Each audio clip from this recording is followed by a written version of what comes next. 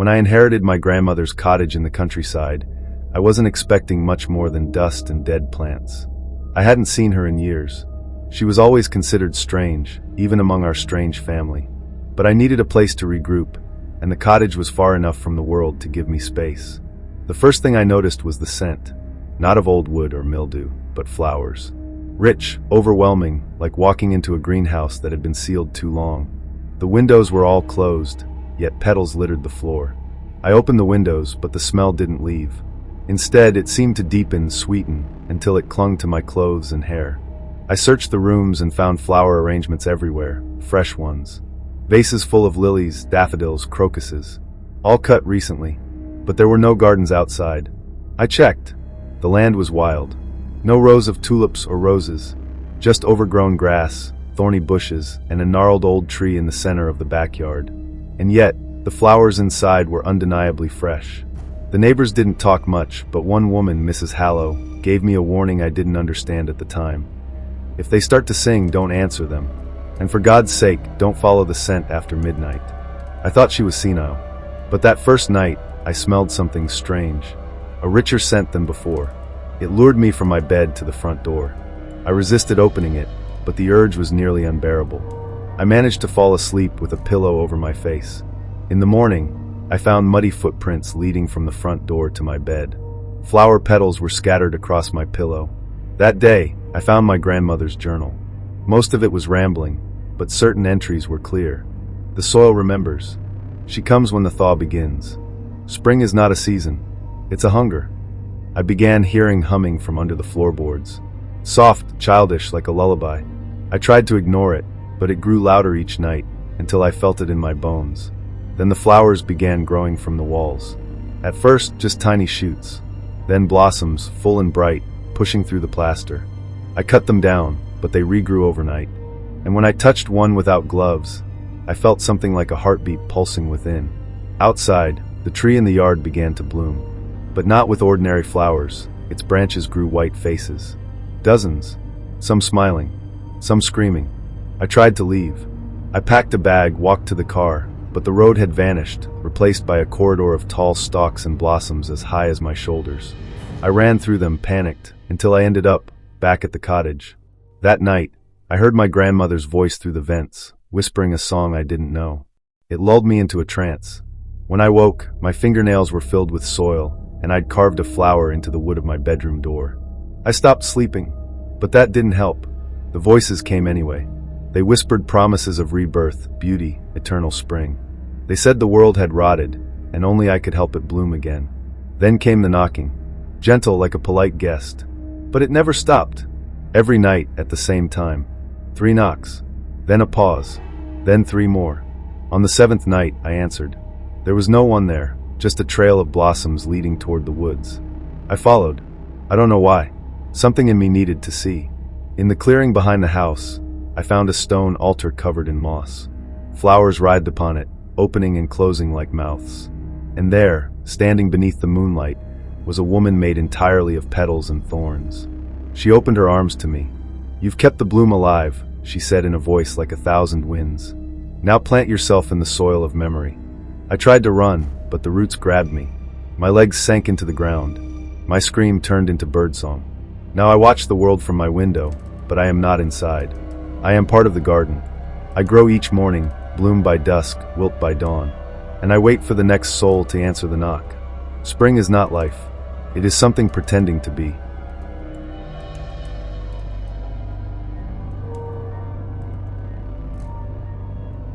They told me the village was beautiful in spring, that the meadows would be full of wildflowers, and the air would smell like rebirth. That's why I went, to escape the city, the noise, the grayness of everything. I rented a small cottage near the woods, the kind with ivy on the walls and a stone path leading nowhere. The place was nearly silent. No neighbors, no passing cars, just birds, bees, and a deep hum from the forest beyond the garden. It was peace, or so I thought. On my second morning, I noticed something strange. A patch of flowers in the back, perfectly circular, and far more vibrant than the rest. Bluebells, primrose, blood-red poppies, blooming out of season. In the center stood a single wooden stake, no taller than my knee, carved with a symbol that looked like an eye crossed by roots. I asked the old man in the village shop about it. His hands trembled when I described it. "Don't step in the ring," he muttered. "Don't breathe it in." He wouldn't meet my eyes, wouldn't say more. That night, I dreamed of a woman dancing in a field. Her hair was a crown of flowers, her face hidden behind a veil of vines. She turned to me, stretched her arms, and sang without a mouth. I woke up gasping, my room heavy with the scent of jasmine, though I had no flowers indoors.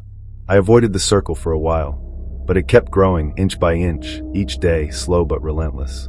One morning it reached my doorstep. The flowers leaned toward the house as if listening. I decided to cut them down. I used hedge clippers and gloves, but the moment I touched the first stem, I felt a jolt, like static but deeper. The flowers bled, not sap. Blood, dark and thick. That night, the woman came again. Her song was louder. She danced closer. This time, she touched my chest with a hand of thorns. I woke up bleeding from the same spot. I packed to leave. Car loaded, keys in hand. But the tires were buried in moss. The road out had vanished, replaced by dense forest, even though I had driven through open hills just days before. I wandered through the woods, trying to find a path out. The trees whispered. Not the wind, actual whispers, murmurs in forgotten tongues. I followed the sounds and found myself back at the circle. The stake in the center had changed. It was taller now. A figure hung from it, a scarecrow of roots and straw, but with my shirt. My face. I screamed. The flowers seemed to respond, shuddering in waves. The ground pulsed like a heartbeat. Something beneath was waking. I locked myself inside, but vines began to crawl through the cracks in the window, curling around door handles and picture frames. They were alive, watching. Each night, the woman came closer. She whispered in my ear, "Spring is a sacrifice. Something must bloom for her." I stopped eating. The food turned to petals in my mouth. I tried calling for help, but my phone only played static, layered with soft, ancient singing. My skin started to itch constantly. When I scratched, flakes came off, not skin, but bark. I cut my hand, and green liquid seeped out. The mirror no longer showed my reflection. It showed the field, the circle, the stake, me standing in the middle, smiling with hollow eyes. I tried burning the flowers, but the fire recoiled, extinguished by a sudden storm that came from a clear sky. The clouds formed her face. On the morning of the equinox, I found myself standing barefoot in the ring, even though I swore I had locked myself inside. My feet were rooted. I couldn't move. The villagers stood at the tree line, watching in silence, holding wreaths of flowers. None came to help. None spoke. She rose from the earth, blooming like a nightmare. Her body was made of vines, bones, and blossoms. She kissed my forehead, and I felt everything unravel. I was becoming soil, thought dissolving, memory fading. But my body stood tall, my mouth open, song pouring from it. Spring had come, and I was her voice.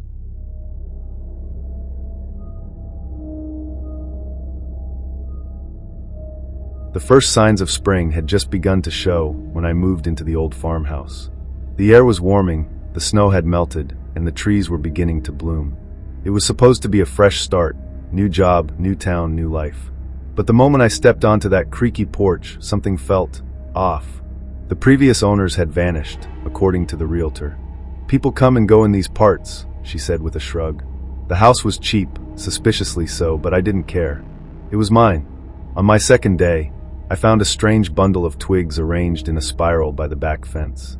I thought it was a prank, or maybe some kid's craft left behind. I kicked it apart, not giving it much thought. That night, I woke to the sound of soft whispering beneath my window. I peeked through the curtains and saw nothing, only the blooming cherry trees swaying in the moonlight. Still, the sound continued like voices in the wind. I started dreaming of flowers. Not the pleasant kind, but fields of blackened petals, vines growing from my mouth, roots coiling around my ribs. Every morning, I woke up more tired, as if the dreams were feeding on me. When I tried to cut the grass, the mower blade snapped on something buried just beneath the surface. I dug it up with my hands and uncovered a decayed wreath made of bone-white flowers. It hadn't wilted. It looked fresh. I took it to the local florist to ask what kind of flowers they were. She went pale. "Those don't grow here anymore," she whispered. "Not since the burn." I learned of a spring festival, held here decades ago, that ended in a fire. The townspeople burned an effigy in the shape of a girl. The spring bride, they called her. After that, the blooms never grew right, and people started leaving. Disappearances followed. I returned home to find a message scrawled in dirt across my mirror. Bloom for her. I was alone in the house. Something began to stalk me after sunset. I caught glimpses of a figure in white moving between the trees, her head crowned with flowers, her eyes hollow and blooming with rot. The spiral twigs returned, this time inside the house. On my kitchen table, my pillow, the bath drain. I stopped destroying them. It didn't help. I tried leaving, driving as fast as I could down the country roads. But the signs changed. Every turn led me back to the farmhouse, no matter how far I drove. The fields mocked me, bursting with wildflowers that weren't there the day before. I found a journal under a loose floorboard. The entries were desperate. She comes with a thaw, one read. She plants herself in your thoughts. You bloom for her. You rot for her. I began to feel it, roots beneath my skin, tiny blooms sprouting in my hair when I looked too long into the mirror. I heard her in the walls, whispering old spring songs in languages I didn't understand. One night, I woke in the orchard behind the house, wearing a crown of thorns and petals. My hands were stained with soil and blood. I had been digging. But for what? The ground cracked open beneath the cherry tree. Something was buried there, someone. I unearthed the skeletal remains of a woman in a wedding dress, her bones wrapped in vines, her eye sockets filled with daffodils. A voice in my head whispered, "You found her. Now you must take her place." I couldn't move. My legs rooted to the earth. My skin began to split, green stems pushing through. I screamed, but it came out as pollen. Spring had truly come, and I was its bride.